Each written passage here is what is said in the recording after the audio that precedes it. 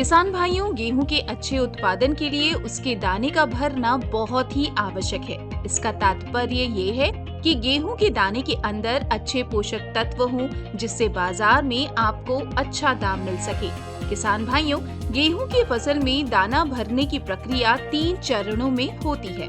पहला, भराव का चरण। किसान भाइयों, ये चरण परागण के तुरंत बाद होता है व इस चरण के अंदर शर्करा व पोषक तत्वों का संग्रहण होता है।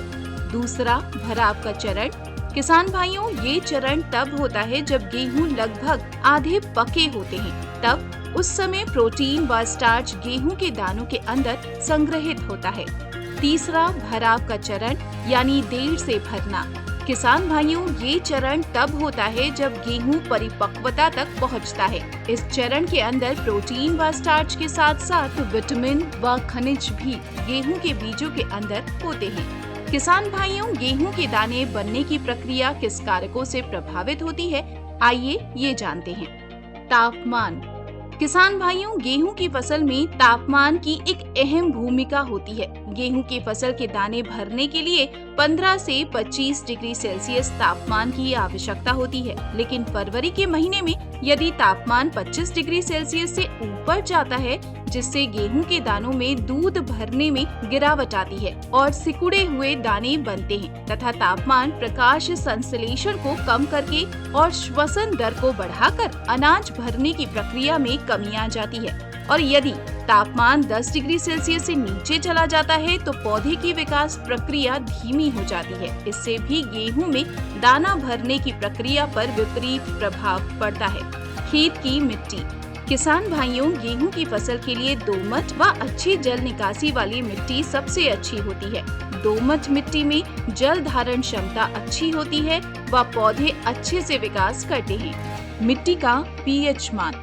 किसान भाइयों, गेहूं की फसल के लिए 6 से 7.5 के बीच पीएच वाली मिट्टी सबसे अच्छी होती है। इस पीएच पर पौधे को सबसे ज्यादा पोषक तत्व मिलते हैं। खेत की मिट्टी की उर्वरता।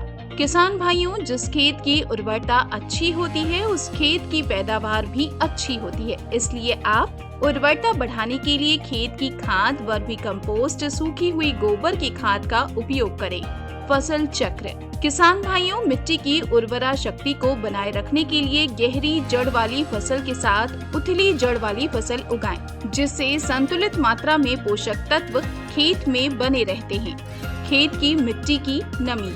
किसान भाइयों, गेहूं की फसल के विकास के लिए नमी का होना अति आवश्यक है, बल्कि एक बात का विशेष ध्यान रखें कि ज्यादा पानी भरने से जड़ों में रोग, जड़ों में गलन या जड़ों के बढ़ने की क्षमता कम होती है। तो आप अपने खेत में ज्यादा पानी ना भरने दें व जल निकास की उचित व्यवस्था करें। किसान भाइयों, गेहूं की फसल के लिए 5 से 6 सिंचाई की आवश्यकता होती है। किसान भाइयों, कुछ महत्वपूर्ण बातें।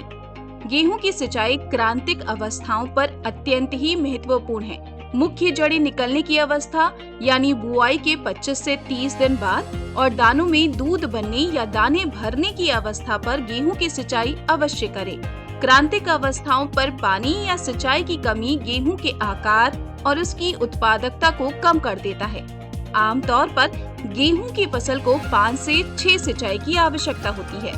पहली सिंचाई बुआई के 20 से 25 दिनों के बाद जड़ जमाव के समय। दूसरी सिंचाई बुआई के 40 से 45 दिन बाद कल्ले निकलते समय।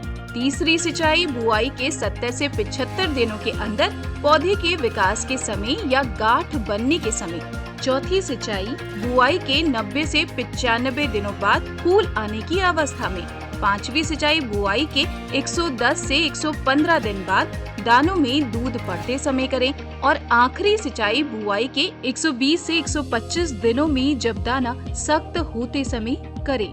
किसान भाइयों, गेहूं की पैदावार बढ़ाने के लिए पोषक तत्वों का प्रबंधन कैसे करें, आइए देखते हैं। किसान भाइयों, खेत की मिट्टी की परीक्षण की रिपोर्ट के अनुसार नाइट्रोजन, फास्फोरस, पोटेशियम, सल्फर और मैग्नीशियम की संतुलित मात्रा का उपयोग अपने खेत में करें।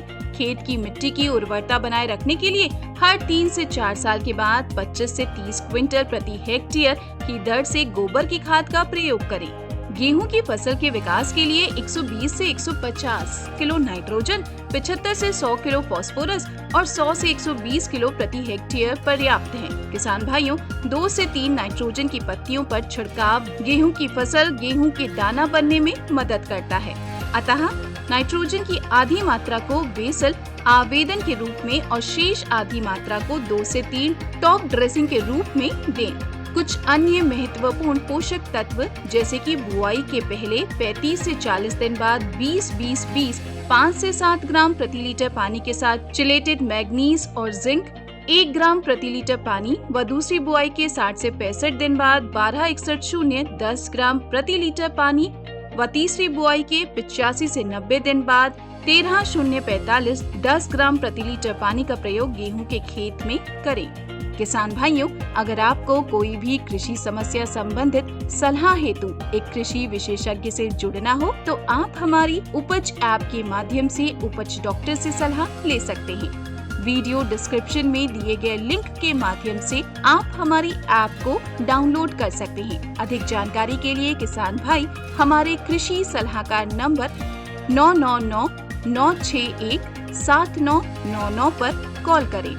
किसान भाइयों, गेहूं में अनाज के निर्माण की ये जानकारी आपको कैसी लगी, हमें कमेंट सेक्शन में जरूर बताएं। साथ ही अपने साथी किसान भाइयों के साथ साझा करें और हमारे YouTube चैनल को सब्सक्राइब करना ना भूलें। साथ ही रिंग बेल आइकन को जरूर दबाएं।